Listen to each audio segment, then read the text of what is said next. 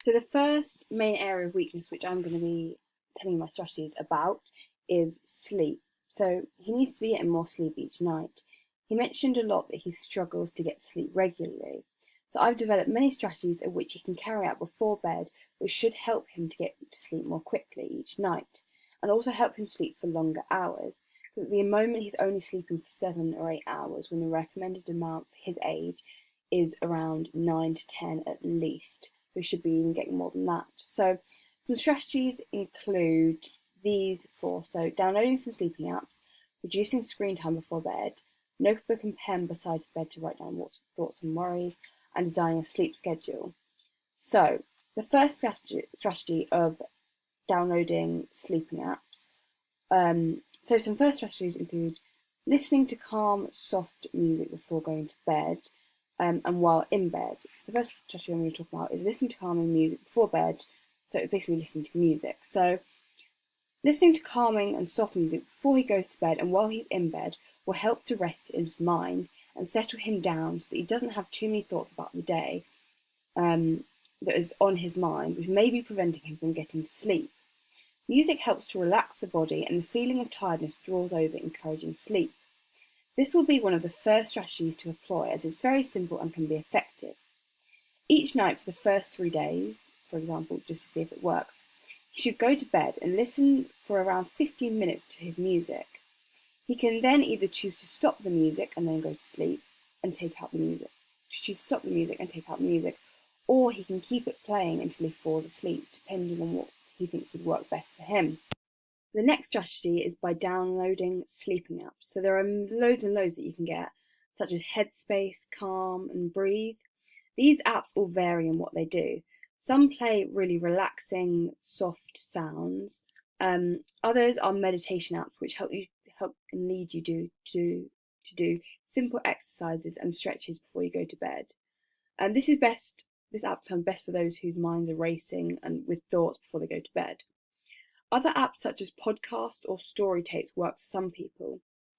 I'd get my client to use each of the apps for 3 nights in a row. So they'd use one app for 3 nights, see how that works, then move to another 3 nights, see how that works. This way I can get him to find out which app or techniques he feels works best for him.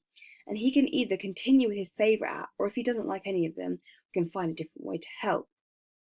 Another strategy includes limiting the screen time before he goes to bed.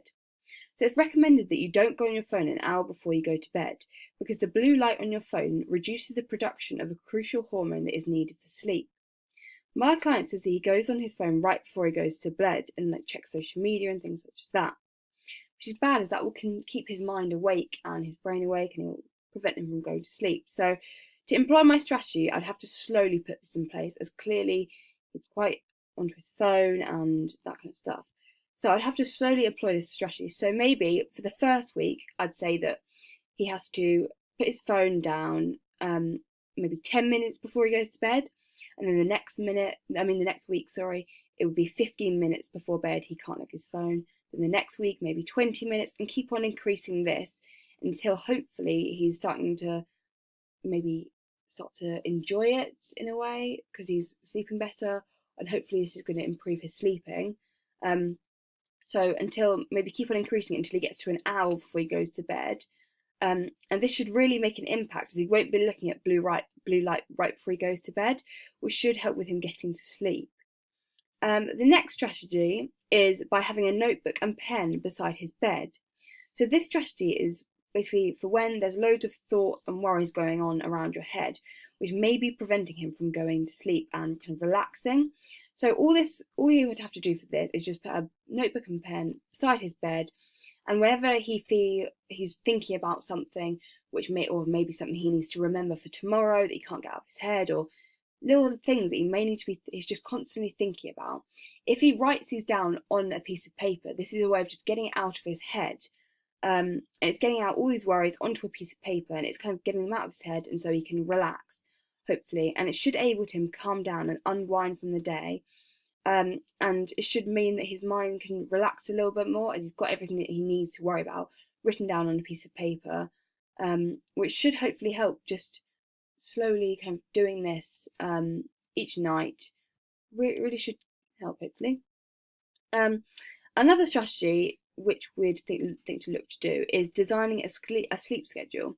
So for sleeping, the best way to kind of sleep and get a good night's sleep is if we get to supposedly if we go to sleep at the same time each night, as this gets our body ready to go to sleep, because if it knows what time it's going to go to sleep, it's kind of ready and more prepared to go to sleep. So in the sleep schedule, we'd write down the time we should start getting ready for bed and getting into bed. So the time he starts getting ready for bed, so starts doing preparations for getting to bed, ready for bed.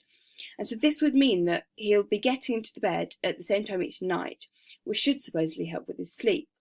Also, by having the time at which he stops to go to bed, means he won't be getting distracted. So with the time for him to get ready to go to bed, this time he'll be preparing for bed, and so hopefully he won't get too distracted by other things which would stop him from kind of getting ready for bed, because he said that a lot of the time he gets to bed quite late due to the fact that he kind of gets distracted. But by having a time when he has to get ready for bed should hopefully mean he doesn't get as distracted and has to get into bed at specific times each night, which should mean that he is able to get a longer night's sleep, and should mean that there's less stress for him to get to bed to get to sleep quickly if he's got a long time to kind of get to bed. Because sometimes if he doesn't have that much time, he's very tired, that puts more pressure on himself to fall asleep. So hopefully by having more time, he won't feel as much pressure to go to sleep, which hopefully mean that he's able to get to sleep quicker.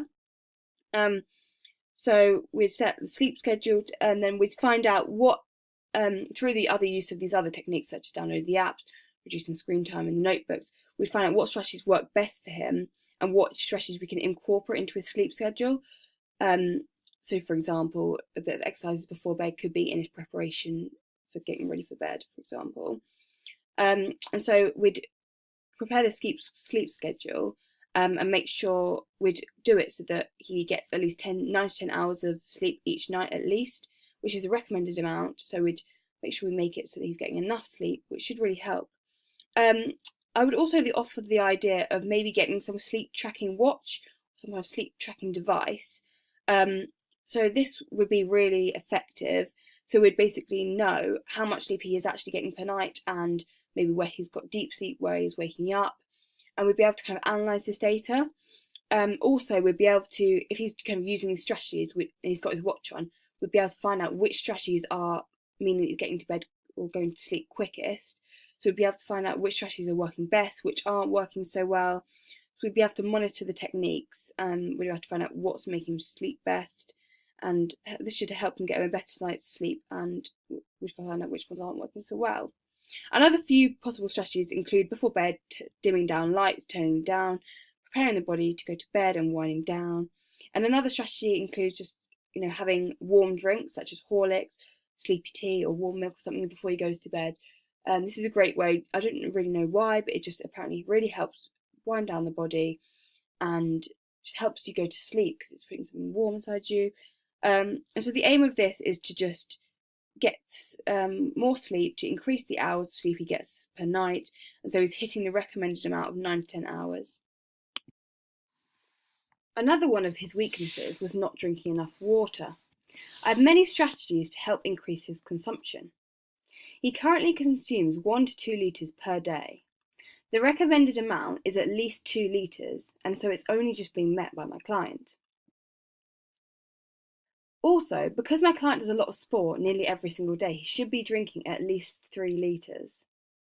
So the first strategy, which I'm going to do with him, is basically for him to get an app on his phone. So there are many different apps which you can get. The apps send reminders which essentially remind you and encourage you to drink the water. The apps also give rewards such as vouchers to encourage people to drink water, and when the goals have been met, the vouchers and little rewards are given. The client needs to just input the amount of water that they drink per day, and when he inputs it, it will make him realise that he doesn't really drink enough water. And so the reminders should also help him feeling conscious that he needs to drink more water. He'll realise that he needs to drink more water, and it will remind him to go and drink. The apps also track progress over certain time frames to show improvements. The apps also have many articles which read and highlight the importance of drinking enough water, which should hopefully make him think about it and be more encouraged to drink a bit more water. Apps such as these water ones also allow you to share your results with friends. This could be good, as my client was very much into being with friends when he works out and goes to the gym with his friends. He's in a team for rugby with his friends. And he was saying, so if it's got this aspect of friends with it, they can help motivate each other and they can share the results, and there can be a bit of competition between the amount of water that they consume. So another strategy is to buy new water bottles. So water bottles such as those which say measurements down the side, like this one over here, these show how much water you've drunk and have measurements down the side. These can be really effective as they show how much you should be drinking, and will also show my client how much he has drank, so that he's aware of how much he still has to drink, and he can kind of just set goals for himself about how much he's got to drink, and he'll be able to see how much he's drinking, and he'll be able to input this into the app or whatever.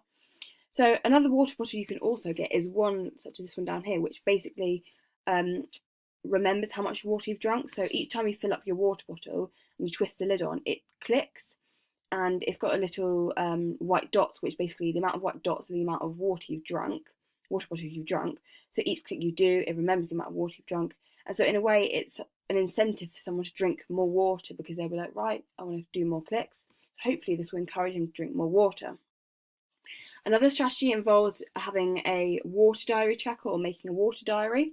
So this is a diary which he writes down his water consumption each day. This is good as we'll be able to measure his progress, and because he's written down his improvements, they can be visually seen. It will also make my client more aware that he needs to drink more water if he's having to track it and having to write it down. So I'll start off by getting my client to drink around 2.2 litres per day per week. So at the moment he's drinking 1 to 2, so I'm upping it a little bit, so an extra 200 millilitres from what he usually drinks. So around 2.2 litres per day at least. So I'll do this for maybe the first week and a half and see how he's getting on with that. I would then think to maybe increase it to 2.4 litres per day for maybe another week and a half or so, and then see how he's getting on with this. If it's going well, maybe increase it again. If it's not going so well, I could stick to it for another couple of weeks, because the more you actually drink, the more used to your body gets to drinking, and so it requires more water. So he should be wanting more water as he drinks more.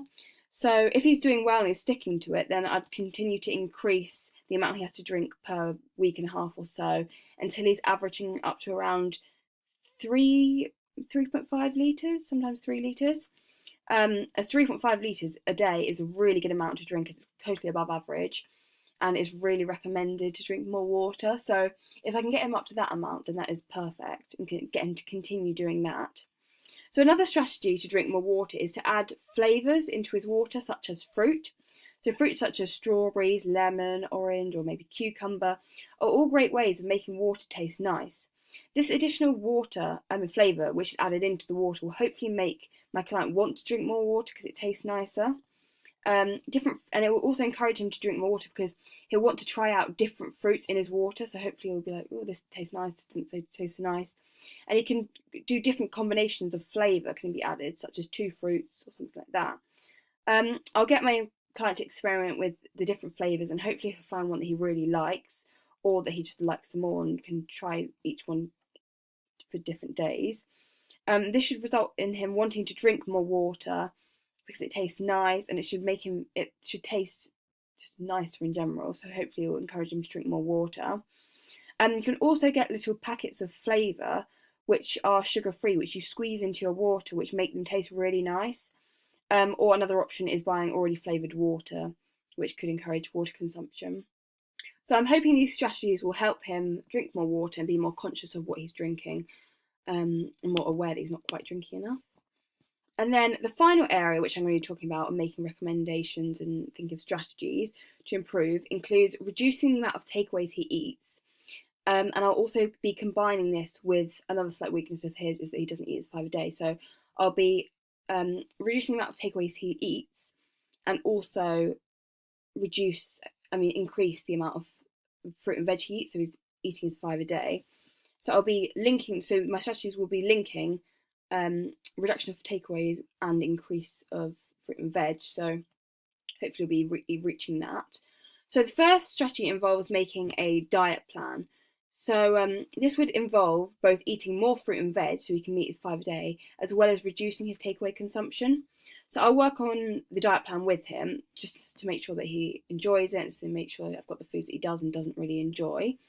And we'll together write up the plan, and hopefully he'll stick to it. So obviously I need to do it up with him because timings and expense need to be discussed with him, as fruit and vegetables do tend to be more expensive, and making home cooked meals instead of having takeaway is more time consuming.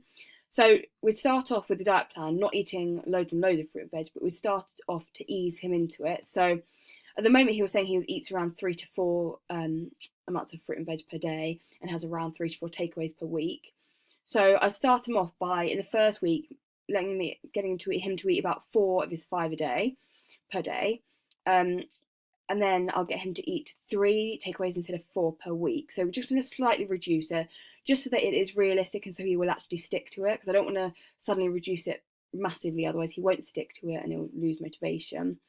So if the diet plan is too unrealistic, it's likely that he won't stick to it and he'll return to his old ways of getting many takeaways. So then after about 2 weeks of him having 4 different portions of fruit and veg per day and having 3 takeaways, so after the kind of 2 weeks, I then reduce it to 2 takeaways a week and then 5 portions of fruit and veg per day. So in these 2 weeks, he would be meeting the recommended 5 a day. Then after these 2 weeks, I'd then continue him eating 5 a day again, but would reduce his takeaways to 1 per week. So I'd then assess the situation to see how he is getting on. So then I could increase the amount of fruit and veg he eats to maybe 6 per day, and I could reduce his takeaways down to none. However, I don't want it to be something that he kind of dreads. I want him to enjoy doing this diet plan.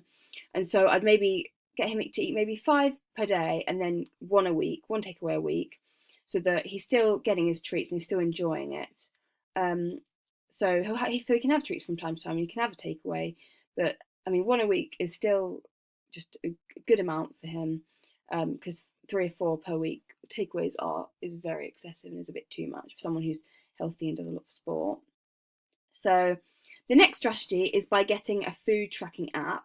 So with these apps, so you enter what you eat in a day into the app, and it tells you how nutritious your day was. So if my client was to eat a lot of fruit and veg, he'd do well on the nutrition scale and he'd reach his goals. So you set goals on the app about how much nutrition and what is recommended and what's best, and you meet your goals, you get tick, and it looks better, and you can get rewards. So if my client was to eat a lot of fruit and veg in a day, he'd do well on the nutrition scale and he'd probably reach it. He'd reach his goals for the day, which had been set by the app. The apps also have delicious meal plans on it and suggestions for nice meals, which you can replicate, which are healthy but also taste really nice. The apps also suggest reminders of what to eat, and what is best for kind of what your goal is. So if it was maybe to lose weight or to build more muscle, they can tailor the food suggestions to that. The app would hopefully make the client aware of the nutrition side. I would enable him to have a greater understanding of the different types of food that your body needs and the portion sizes you need, and what the recommendation is for his age and weight. The apps are meant to encourage healthy eating and offer rewards when nutritious goals have been met. So another strategy is incorporating healthy foods into nice meals and snacks. So incorporating fruit and veg into meals and snacks. So what I mean by this, so an example could be something like banana bread. So it tastes really, really good, but also incorporates fruit and is slightly healthier than going to get a chocolate bar or something. So you can have banana bread, you could do something like beetroot cake or healthy protein balls, something like this. This would hopefully reduce the amount of sugar he has in his diet and is a healthier option. It can also be an alternative, and it would also taste nice and be a healthy option again. So this is better. This is a better way of cutting down bad food and encouraging him to eat more of his 5 a day. And it's a healthy way of getting a bit of sugar into him, so he doesn't feel like he's losing out on all treats. So he won't be giving up all kind of sugar and nice food, because it is very hard to do that. And it's likely that if I was to cut down all of the nice kind of food he is eating, it's likely that he'll lack motivation and won't want to continue with it. So it's offering delicious alternatives so treats like that, but having a nutritious value to it. And then the final way of reducing the amount of takeaways he eats and incorporating this in with his 5 a day is to reduce the amount of takeaway he eats. I would first of all find out what his favourite takeaways are, and work with him to find out ways of replicating the takeaways at home in a healthy manner. For example, if he likes pizza, takeaway pizzas, I would give him recipes such as maybe cauliflower pizzas or as the base of the pizza, or using wraps or chapatis as the base, and then he can add what toppings he wants. So this is just as delicious. Well, it's very nice still, and it's a way of him not having takeaways. So it's a healthy alternative, and you can add veg onto the pizzas. So to give him his 5 a day, and also it would be a healthier alternative than getting a deep fried pizza or something like that. Or for example, instead of buying chips from the chip shop, having homemade sweet potato chips or homemade fries, which are just much healthier alternatives and taste kind of just as nice. So this would hopefully taste really nice in his opinion, but I'll make sure I find out if he does actually like it or not, and then I can alter his diet plan according to what he likes and what he doesn't like. So I just need to get him to make more home-cooked meals, which are much healthier and will contain more fruit and veg, increasing the likelihood of him reaching his 5 a day. So this strategy would involve just recreating takeaways. So he still feels like he's kind of having takeaways, but it's recreating it in a way that's healthy, and it's just a healthier option, and he'll enjoy it hopefully. So all these ways are a way to reduce the amount of takeaways he eats and make him eat his 5 a day. And finally, I've got some photos of me performing my health screening tests on my client. So over here, I've got him, I'm passing him the peak flow meter, which he's about to use, which he's using down here to measure his peak flow and expiry rate. Here, I've got a tape measure ready to measure his hip to waist ratio. And then here and here show his blood pressure being taken, as well as his heart rate, as the blood pressure machine, it takes his heart rate as well.